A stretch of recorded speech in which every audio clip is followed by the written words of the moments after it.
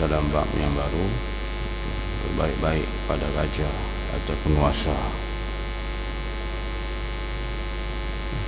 Abu Lais As-Samarqandi meriwayatkan dengan sanadnya daripada Anas bin Malik radhiyallahu anhu yang berkata, Rasulullah sallallahu alaihi wasallam bersabda, Al-ulama'u umana'u rasul ma lam yukhaliqu sultan wa lam yadkhulu fid dunya wa idza khulatu as-sultan wa dakhalu fid dunya faqad khanu ar-rasul fa'taziluhum wahdharuhum. Ulama itu sebagai orang yang memegang dan meneruskan amanat para rasul selama mereka tidak campur dengan pemerintah atau dengan raja dan tidak terjerumus dalam keduniaan. Maka apabila mereka campur dengan raja, dengan pemerintah dan masuk dalam keduniaan, maka pasti mereka mengkhianati para rasul, yakni menyalahi ajaran-ajaran rasul. Maka jika sedemikian, jauhilah mereka dan berhati-hati daripada mereka.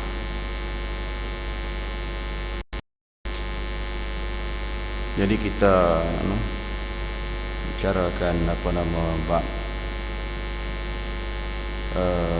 berbaik-baik dengan penguasa, dengan raja. Jadi institusi raja ni kata apa dah, ialah di zaman sebelum Islam pun dah ada sistem beraja ni. Jadi bila sampai Islam ni, maka Islam tidaklah menolak dalam sistem beraja ataupun institusi raja ni. Jadi walau bagaimanapun dalam Islam ni, kita kena melihat dalam pandangan ataupun melihat kepada hadis-hadis Nabi sallallahu alaihi wasallam, yang mana mereka untuk menyampaikan ataupun memberi teguran ialah tiada lain di kalangan para alim ulama. Dan Rasul-Rasul Allah juga mereka memberi teguran kepada raja-raja. Jadi sebab itu kita disebut dalam riwayat ini, Nabi menyatakan ulama sebagai orang yang memegang dan meneruskan amanah daripada Rasul, dan selama mereka tidak campur dengan raja, dengan pemerintah, dan tidak terjerumus dalam keduniaan, maka bila mereka telah campur dengan raja, dengan pemerintah, masuk dalam keduniaan, maka pasti mereka mengkhianati para rasul. Maka jika sedemikian, jauhilah mereka dan berhati-hati daripada mereka. Jadi itu yang saya katakan pagi semalam, ya, yang pernah Datuk almarhum Datuk Mufti sebut dulu, bahawa apabila umara dengan ulama ataupun ulama dengan umara bergandingan mereka dalam pelaksanaan di atas dunia ni, dalam menerajui memimpin masyarakat dan rakyat, maka dia akan hiduplah dengan aman, elok dan sempurna. Jadi ulama-ulama ini mereka sebenarnya adalah golongan yang teratas, sebab mereka adalah al-ulama warasatul anbiya. Ulama ni pewaris nabi-nabi. Sebab tu Harun Ar-Rasyid meletakkan ulama lah sebagai pimpinan dalam pemerintahan dia, dan dijaga dalam kedudukan itu, yang dia sentiasa meminta ataupun mengambil pengajaran-pengajaran daripada ulama dalam menerajui pemerintah. Tapi yang jadi masalah sekarang ni, kita membelakangi. Itu yang jadi masalah, yang jadi takut ni. Ataupun itu yang kata almarhum Datuk Mufti, kita bagi fatwa, tapi fatwa tu hanya takat fatwa, tapi diam macam tu. Jadi ini jadi masalah. Jadi ulama ni intuisi mereka adalah orang yang kedudukan yang tinggi, sebab mereka pewaris nabi-nabi, rasul-rasul. Jadi sebab tu selama mereka tidak campur dengan pemerintah dan tidak terjerumus dalam keduniaan, kata Nabi, maka bila mereka campur dengan raja pemerintah, masuk dalam dunia, pasti mereka mengkhianati para rasul. Jadi maknanya golongan ulama ni dia duduk di tahap golongan yang orang kata apa, yang bersih.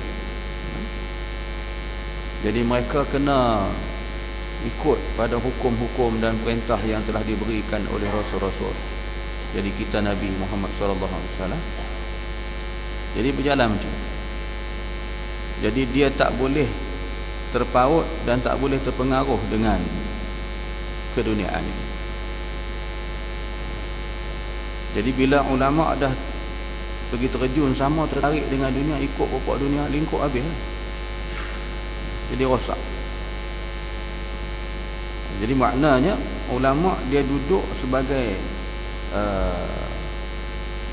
di atas platformnya sebagai ulama', maka dia kena nasihat, kena beri teguran, kena memberikan apa juga kepada pihak pemerintah. Itu yang fungsi dia. Kemudian dia tak naklah orang kata dia dipengaruhi oleh puak-puak ahli dunia ni sampai dia pun terheret sama masuk dalam kancah tu. Itu yang susah, kena jaga tu. Nah. Jadi maknanya dia di atas sebagai ulama, menasihati, memberikan pengajaran, tunjuk ajar, menegur. Walaupun mereka adalah golongan raja, penguasa kan. Tapi kalau tidak ada teguran, tidak ada nasihat, tidak ada tunjuk ajar daripada pihak alim ulama, siapa lagi yang nak diharapkan? Jadi golongan inilah yang membetulkan keadaan pemerintah. Tapi itulah bila kita sebut macam ni tuan-tuan, dengan keadaan kita ni. Jadi ulama kena kunci. Itu susah. Nak bercakap, nak tegur tak boleh, nak kata tak boleh. Jadi itu yang berlaku dulu. Dijemput mufti-mufti apa semua kan. Masuklah semua mufti dihimpunkan. Kemudian dibuat tertutup, wartawan tidak dibenarkan masuk. Jadi kebetulan selesai saja itu, selang beberapa hari saya ada majlis forum perdana bersama dengan almarhum Datuk Mufti Ishaq Bahrum. Dia ahli panel, saya sebagai pengerusi. Jadi sebelum nak berforum tu, saya tanya dia lah, macam mana Datuk, apa nama keputusan yang dia orang buat pertemuan baru ni. Dia kata itulah, semua mufti-mufti bercakap, saya pun bercakap, Mufti Negeri Sembilan bercakap. Jadi panjang lah dia kata. Habis tu dia kata apa? Dia kata dia tak kata apa, dia diam. Dan dia mulakan ucapan pun, dia kata Datuk-datuk mufti pun nak kata pun katalah kan. Saya nak dengar. Tapi itulah. Selepas dah selesai semua, wartawan serbu dia masa di luar lobi. Dia kata Datuk-datuk mufti semua bersetuju dan bersependapat dengan saya. Jadi Datuk-datuk mufti ni geram lah bila masa kita sependapat setuju dengan dia. Di masa dalam tu dia tak bagi wartawan masuk, di luar. Jadi dia buat kenyataan panjang lebar dalam surat khabar. Allah, dia kata Datuk, bila masa kita setuju dengan dia kata, masa dalam dewan tu kita dah arwah Datuk Mufti Hashim Yahya pun bercakap, Mufti Negeri Sembilan cakap panjang, Datuk Mufti Selangor pun cakap panjang.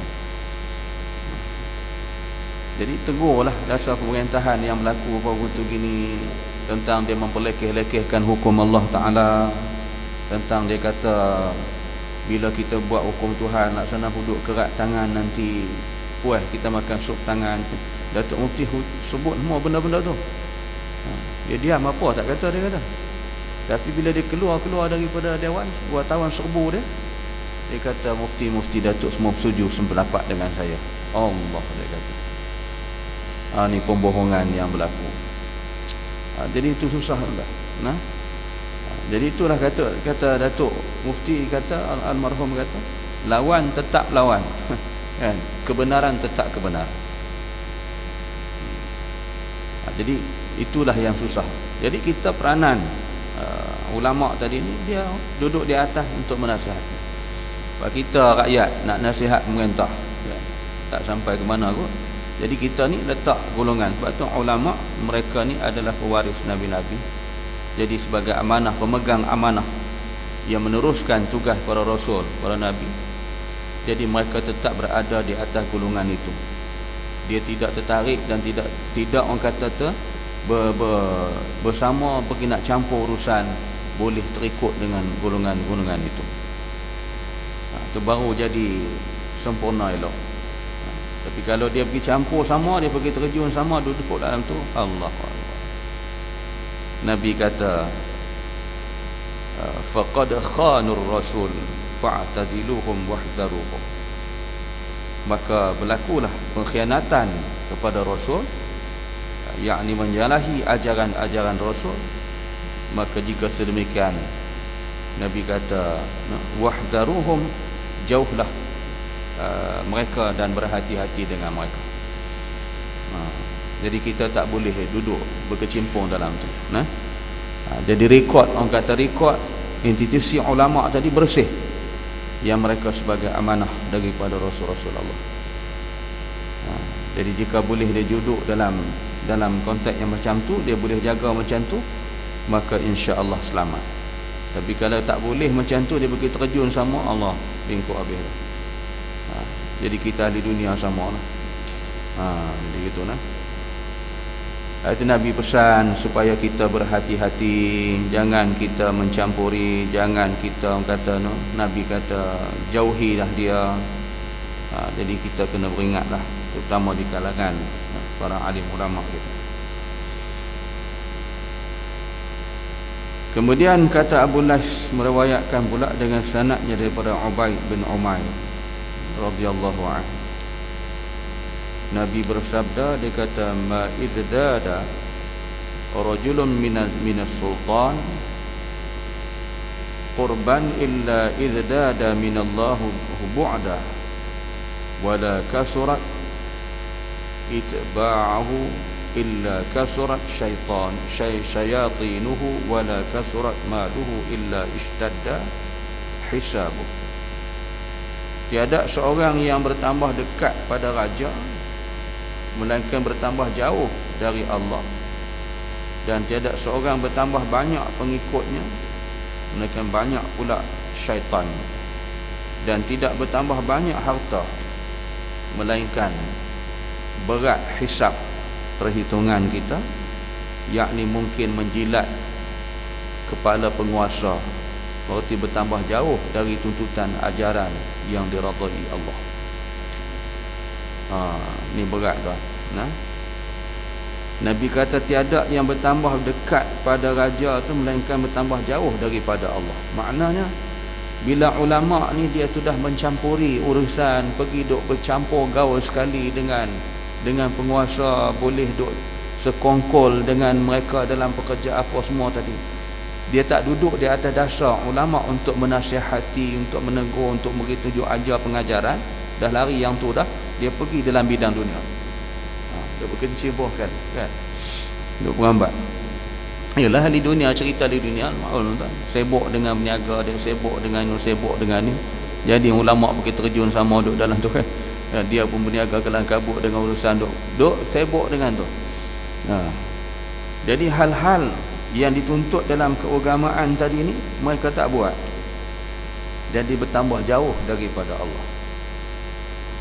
Jadi bertambah jauh Nabi kata daripada Allah. Bukan dekat dengan Tuhan.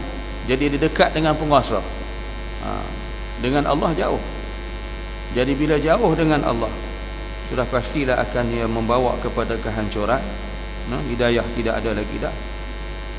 Jadi bertambah-tambahlah kita dengan keadaan hidup dengan kemewahan dengan cara penguasa tadi ni. Dan tiada seorang bertambah banyak pengikutnya, melainkan banyak pula lah syaitan. Jadi bila kita dah tinggal jauh dengan Allah ni, siapa ni yang jadi pengikut? Nabi kata pengikutnya syaitan. Dan tidak bertambah banyaknya harta, melainkan beratlah hisab perhitungan. Itu dia. Jadi bila kita campur dengan urusan pemerintah, dengan urusan apa semua, pergi join sekali, mulalah cerita kita masuk syarikat sana, pelaburan sini, saham sana, saham sini. Kita pun harta banyak, kereta kita bertukar ganti, bertambah kereta dengan segala-gala kemewahan diberi kepada kita. Ini dipancing. Jadi ulama dah terjerat macam tu dah. Dia minta maaf tuan. Dia terkena macam tu dah habislah.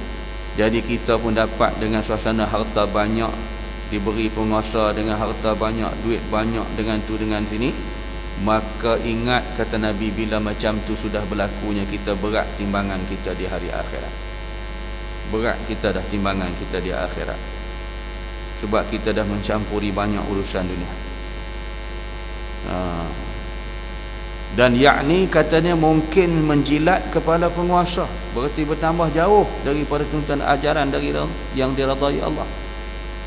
Ini kalau sebut sampai Nabi sebut bahasa macam tu tuan-tuan, Allah, jangan kata saya kasar pula kan. Kita merujuk dalam kitab hadis sebut ni. Jadi dia kata yakni mereka ni ikut pemerintah, apa kata ya, no tak ada. Yes. Ikut ya. Bantah tak mau. Sebab kalau bantah tak masuk kan. Tak masuk. Bila tak ikut dia masuk. Itu. Itu dia. Jahanam habis dah jadi bangsa ni. Ni yang ulama yang disifatkan oleh Imam Ghazali dalam kitab Ihya. Dia kata apa? Ulama dibahagi kepada dua. Satu ulama ukhrawi, satu ulama duniawi. Satu ulama yang baik, satu ulama yang baik, satu ulama yang usul, ulama jahat. Ulama jahat. Macam disebut dalam kisah zaman Nabi Musa, Bala'am bin Ba'urah. Bala'am seorang ulama yang masa dia, kalau dia buat buat pengajaran, kuliah pengajian 12,000 orang pengikut sekali dengar kuliah dia, pengajaran dia. Tapi dia boleh terpesong dengan kebendaan, dengan tawaran-tawaran yang diberikan oleh pihak musuh. Akhirnya dia tolong doa, bersepakat dengan musuh untuk menjahanamkan Nabi Allah Musa. Allah laknatkan dia. Yang sifat dalam Quran Allah kata apa? Famasaluhu kamasalil kalbi. Maka diumpamakan baginya mereka itu macam anjing. Allah tuan-tuan. Satu dahsyat perumpamaan Allah sebut. Ni menjilat pemerintah, menjilat penguasa, maka bertambah jauhlah daripada tuntutan ajaran yang diradai Allah. Tu. Kalau kita hari ni bahasa apa? Arwah Datuk Mufti kata kita mengampu ampu sana ampu sini kan. Arwah Datuk Mufti sebut tu lah. Jadilah kita, dia kata ampu sana ampu sini, mengampu sini. Jadi orang ulama dah mengampu ya. Tak berani tegur, tak berani kata, tak berani cakap, tak berani nasihat. Dia buat apa pun ya. Ini jahanam tuan-tuan. Islam kita habis lingkup agama kita. Harapannya pada ulama untuk menasihati penguasa, harapannya diletakkan dia sebagai amanat Rasul untuk menjaga supaya penguasa ni tidak berlaku perkara-perkara yang silap atau menyalahi dalam tugasan mereka. Ni kita pergi join sekongkol sekali, bergelumang sekali dengan dia, habis rosak. Sampai Nabi kata dalam perkara ni, yakni mereka mungkin menjilat kepada penguasa, berarti bertambah jauh. Duk mengampu sibuk dengan mereka sampai tuntutan yang Allah Ta'ala ajaran Islam ditinggalkan. Itu yang kita takut, tuan-tuan. Diberikan kita dengan pangkat, darjah, kebesaran, dengan apa kemewahan, itu punca-punca yang boleh juga jadi kita ni tak berani nak tegur. Sebab tu Datuk Mufti dia tak kira arwah. Susah nak cari mufti macam tu dah, tuan-tuan. Walaupun orang kata patah tumbuh hilang berganti, tapi matinya ulama payah nak dicari ganti. Betul-betul saya, orang kata tak ni, selalu kerap jugalah dengan Datuk ni. Tapi itulah saya tengok berbeza daripada orang lain. Susah nak cari macam tu, susah. Dia tegas dan berani, tetap menyatakan kebenaran. Tengok kes Ratu Cantik yang berlaku di Shah Alam, di ITM. Masa tu ITM, belum UITM lagi. Yang pergi tangkap, yang pergi apa semua tu penguasa pihak JAIS. Dia sebagai mufti, bila orang tanya, dia tetap menyokong tindakan itu. Kesudahan dia yang kena. Datuk Mufti yang kena. Dituduh macam-macam. Sehinggalah sampai beliau didesak oleh pihak, orang kata penguasa ketika itu, mendesak kepada pihak raja, sultan, supaya dibatalkan kontrak dia, berhenti daripada mufti. Maka beliau dipecat. Itulah ucapan dia yang terakhir di Masjid Negeri Shah Alam. Dia kata, jika anak cucu tuan-tuan tanya besok pasal apa Datuk Mufti berhenti, saya tak berhenti, tapi beritahu kepada mereka saya dipecat daripada menjalankan.